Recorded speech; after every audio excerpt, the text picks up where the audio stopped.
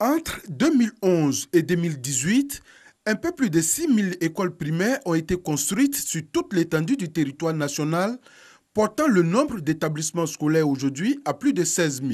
Un bond qualitatif qui permet d'augmenter le nombre d'infrastructures d'accueil pour accompagner la politique de scolarisation obligatoire initiée par le gouvernement. Quand Madame le ministre a pris les rênes du pouvoir, n'est-ce pas, en 2012, n'est-ce pas, il s'est trouvé qu'il y a un plan de construction, n'est-ce pas, des classes qui était fait pour tenir compte, n'est-ce pas, du taux de scolarisation. Et en 2015, quand on faisait le point, n'est-ce pas, des constructions, il y avait plus de 19 000 salles de classe qui avaient été construites. Malgré ces efforts, nombre d'établissements scolaires construits depuis les années 80 n'ont jamais connu de réhabilitation.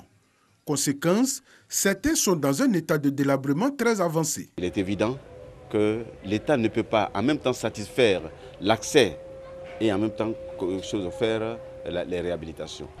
Mais compte tenu, n'est-ce pas, il y a au moins près de 9 à 10 000 écoles qui ne sont pas encore, qui sont dans un état de délabrement.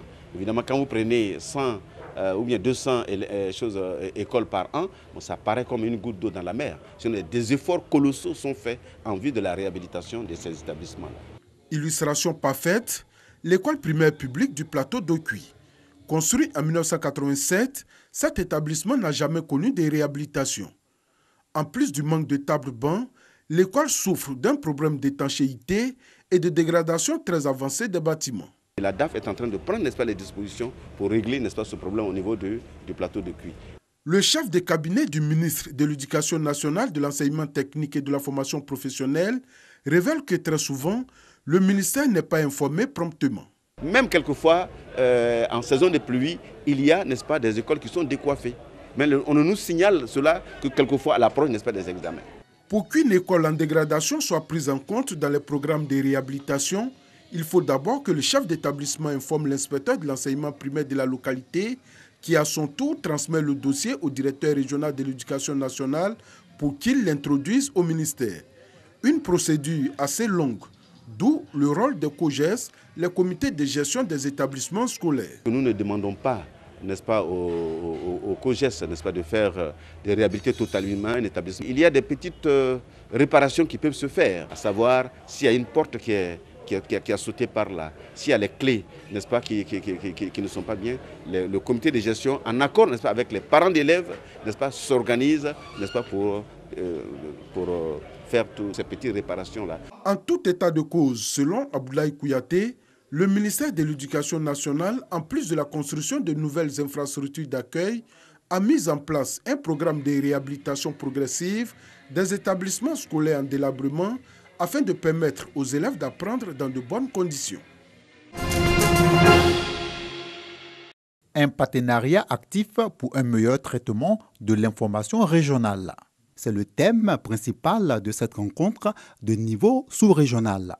Il s'agit pour ces dirigeants et acteurs des radios et télévisions publiques de l'espace CEDEAO de partager leurs expériences afin de s'offrir mutuellement des programmes d'information répondant aux attentes des populations.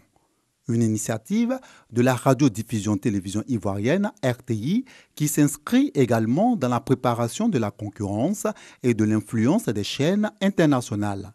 Également, la rencontre vise à mieux aborder le passage de la télévision analogique à la télévision numérique terrestre. Chacun des pays aura un compte et chacun des pays pourra quotidiennement mettre à disposition sur cette plateforme des contenus, radio et télé, libres de droit, et les autres pays pourront les télécharger et selon leur ligne éditoriale les utiliser de manière quotidienne ou hebdomadaire.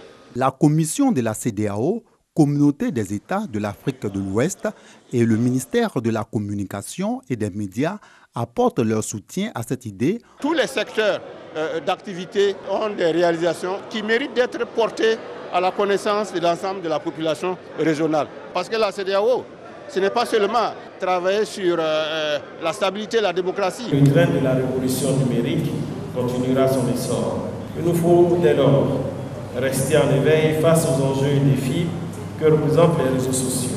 Il nous faut réajuster pour redimensionner les politiques éditoriales et l'information de nos organes de communication. Je puis vous assurer, mesdames et messieurs, aujourd'hui comme demain, de mon engagement dans votre noble tâche. C'est par ces biais que nous favoriserons la bonne santé économique de notre secteur, le professionnalisme de nos acteurs et la mutation nécessaire et particulièrement maîtrisée. L'intervention du président du comité scientifique, Denis Mexan, une communication introductive de Ibrahim Sissavané, président de la Haute Autorité de la Communication Audiovisuelle, ACA, et un panel sur le traitement de l'information nationale animé par des représentants de la Côte d'Ivoire, du Ghana et du Bénin ont été les temps forts de cette première journée marquée par une cérémonie d'ouverture. La lutte contre le réchauffement climatique continue pour sauver la planète.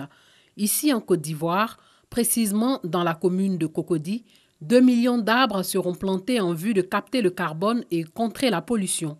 Ce sont au total 7 millions d'arbres qui seront plantés à terme sur plus de 12 000 km² dans le cadre du projet écologique Cocody Cité Verte, puits de carbone initié par la municipalité. Avec elle dans ce combat contre le réchauffement climatique, Kadjanine, artiste chanteuse, qui a reçu le diplôme de citoyen d'honneur de la ville. Je vis dans un village, dans un petit village au cœur de l'Afrique, la moitié de l'année, dans le Sahel. Aujourd'hui, depuis 2 ans, les récoltes de mil ne suffisent pas. Qu'est-ce que ça veut dire? Quand les mil ne suffisent pas, la jeunesse part travailler dans les plantations, dans les mines, pousser des chariots dans les marchés, loin. Et la conséquence, c'est quoi? Ce sont ces jeunes-là, cette force vive de l'Afrique qui est candidate au grand voyage, c'est-à-dire à la grande traversée. Et je pense que tout ça est lié. Et quand j'entends que ce projet écologique peut générer 100 000 emplois, et que ça inclut les jeunes, moi ça me touche. C'est quelque chose d'important que j'appuie totalement. Je trouve que c'est extraordinaire de penser futur. Cocody Cité Verte, c'est le renouveau de Cocody qui participe à la lutte contre le réchauffement climatique. Moi, ça me remplit tellement de bonheur que les Nations Unies aient accepté ce projet, que le gouvernement de Côte d'Ivoire ait donné sa caution au projet. La lutte est individuelle. De simples petits gestes quotidiens des plus de 6 milliards d'habitants de la planète peuvent permettre de réduire les émissions de gaz à effet de serre responsables des changements climatiques. En consommant de l'énergie et par nos actes du quotidien, nous provoquons directement ou indirectement des émissions de gaz à effet de serre. Des gaz à effet de serre qui proviennent de la fumée émise aussi par les usines nuisent fortement à l'environnement et mènent le monde vers sa perte si rien n'est fait. Quand on n'a plus d'air pour respirer, il n'y a plus rien, il n'y a plus de vie. On se trompe. Quand on ne peut pas respirer, que l'air est impur, on est mort. On est tous morts. Qu'on soit riche, qu'on soit pauvre, qu'on soit occidentaux, qu'on soit africain, on est mort. Alors moi, des projets pilotes comme ça en Afrique, qui partent de l'Afrique pour essayer de... Parce que finalement, l'Afrique, comme on n'est pas très loin au niveau de la consommation, au niveau de la pollution, on peut s'adapter directement aux nouvelles technologies, à l'Afrique du futur, c'est-à-dire essayer de passer au-delà des expériences négatives des pays industrialisés. La COP24 de décembre prochain à Katowice, en Pologne, va réunir au moins 30 chefs d'État. Une des grandes ambitions de la COP24 sera de lancer un fonds d'adaptation au changement climatique pour les pays en voie de développement. Des dirigeants du monde entier, notamment le président Ouattara et son épouse, des chefs traditionnels participent ce jeudi aux funérailles nationales de l'ancien secrétaire général de l'ONU, Kofi Annan, dans son pays natal, le Ghana. L'actuel secrétaire général des Nations Unies, Antonio Guterres, assiste aussi aux funérailles qui seront suivies d'un enterrement privé dans le cimetière militaire de la capitale. La cérémonie, sobre et religieuse, se déroule au Centre international de conférences d'Accra et marque à la fin de 3 jours de deuil national où Ghanéens et dignitaires ont pu rendre un dernier hommage à Kofi Annan et se recueillir devant son cercueil.